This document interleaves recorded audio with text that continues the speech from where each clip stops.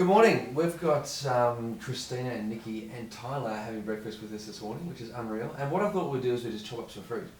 Now, it sounds kind of simple, but many people get concerned about fruit and they wonder what sort of fruit you should cook up or chop up at least.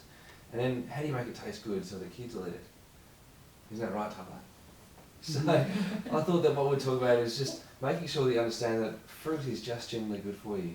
And the fresher it is, the better it is. So we try and stick to seasonal fruits. Now, sometimes there'll be things that are out of season in your particular country. So here in New Zealand, we can't get pineapples and we can't get bananas because we don't grow them. So it's all imported.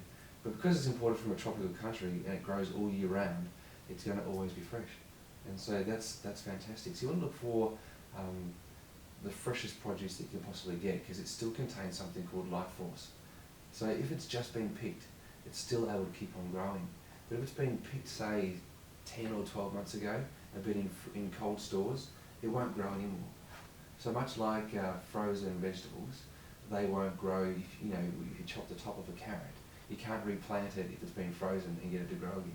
But if you get the top of a carrot from a supermarket or from your fresh food place, chop it off, put it into the garden, it'll grow again because it's still got that life force.